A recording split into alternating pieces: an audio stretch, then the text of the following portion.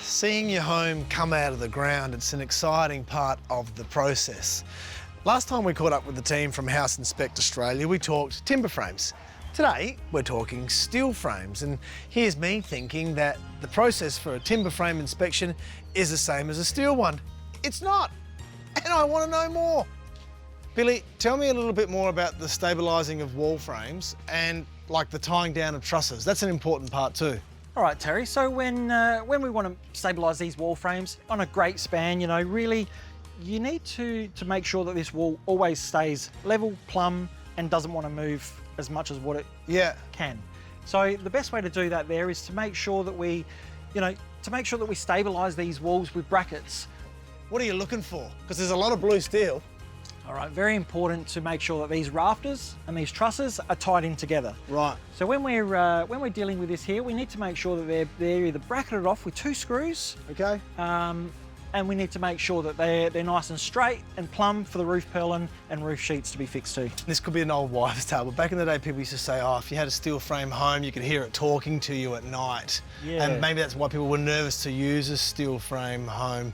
What do you have to say about that? Yeah, look, back in the day, that was true when steel framing wasn't as big as what it is today. Yeah. Steel framing's come a long, long way. A lot of R&D's been put into steel framing since back then. Yep. And yeah, you're right, where the creaks were from is just purely based from the control joints of noggins and studs, your bottom plates and top plates. Right.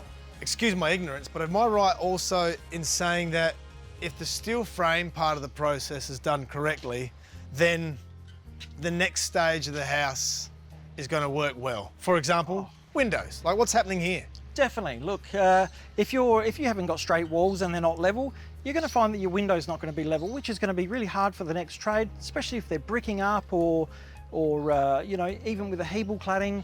You know, it's really hard to get your cladding level if your window's out. So yeah, it's definitely important to make sure that your window is level. And the great thing about this steel framing here is when they're manufactured off-site, that they take into consideration the allowances and tolerances for windows, just in case they do need to move a little bit. There should be a 6mm tolerance around each window opening. Mate, this would be the most important tool in this process, wouldn't it? It is. This is your best friend, isn't it? This is my best friend. This one's my best friend, and this one here is my best friend's best friend. Here's what I'm learning about the team at House Inspect Australia. Get the professionals to do what they're good at. And there's none better in the business than House Inspect Australia to keep an eye on the build of your home or your renovation. They keep you updated every step of the way, and they work with your builder. No brainer.